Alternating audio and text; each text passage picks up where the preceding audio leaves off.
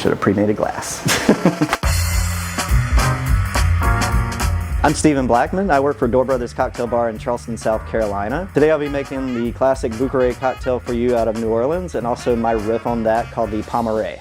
The Vieux Carré cocktail out of New Orleans. It started back in the 1930s. It was part of the Carousel bar in the Hotel Monteleone. There was a bartender named Walter Bergenon. He actually created this very inspired cocktail based in the Sazerac side of the cocktail world. So of course the Sazerac came first. Vieux Carré was a good riff on that, and it kind of leans into the factor of a little more old-fashioned meets Manhattan even. It's a very light, nice, classic cocktail, very complex and herbaceous. So in the classic Vieux Carré cocktail, you have a combination of rye with cognac, sweet vermouth. There's also an herbal liqueur called Benedictine, and a couple different bitters. We use Peychaud's bitters and Angostura bitters. The combination of these, once mixed together, blend very nicely together. You taste every bit of it, and then we top it off with a bit of lemon oil. So this is how you build the classic Vieux Carré cocktail. We're gonna start with our rye, and you can use any rye you like. In this case, we're using Rittenhouse rye. And then we're gonna go with our cognac.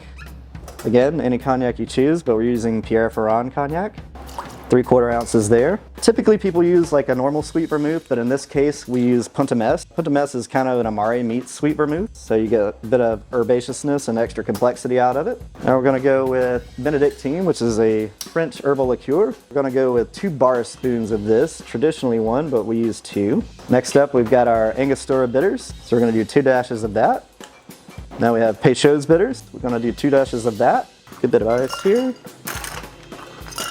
We're gonna give this a nice stir, and we're just looking for a bit of chill on the mixing glass itself. So once I see that chill line come up, we'll be ready to go. In this case, we're gonna use a small coupe. This is considered served up, but feel free to use rocks glass and put it over a big rock or your house ice or anything you might have. Express our lemon oil from our lemon peel here. Give that a nice rub around the rim for aromatics, extra flavor to the drink. I'm gonna dress that lemon peel right on the edge of the glass. We made it a little bit prettier. And that's our classic Vieux Carré cocktail. Cheers. Delicious. So now we're going to be creating our Pommery cocktail. This cocktail is a modern riff on the classic Vieux Carré cocktail. It uses French-inspired ingredients, so you're going to see some change out in certain things, and I'll explain which. When we get into it, we're going to need a shaker. So in this case, we have a Boston shaker. Feel free to use any shaker you have on hand. The ingredients we're going to be using are Calvados. It's a French apple brandy instead of the classic cognac. A French apple brandy is made with apples versus grapes. So we're going to go with 3/4 of an ounce of our French apple brandy. Tying back to the classic, we're going to actually use a 1/2 ounce of our Rittenhouse rye. Feel free to use any rye you have on hand, of course. And a little different, we're going to be using Corsican Quinquina. Quinquina is basically fortified wine that's been aromatized, but also it acts very much like a tonic. It's going to add a bit of dryness to our cocktail. We're going to go with a 1/2 ounce of that.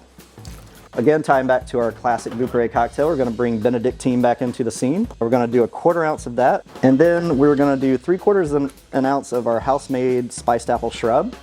Shrubs were traditionally made to preserve foods and also act as a bit of a tonic for health benefits. People use them as drinking vinegars. This particular one is made with honeycrisp apples, cinnamon, clove, star anise, bit of sugar, and white wine vinegar. We're going to move on to adding 2 dashes of our Scrappy's aromatic bitters. They're cardamom bitters. Fill our tin with ice. Seal that up. Give it a nice shake.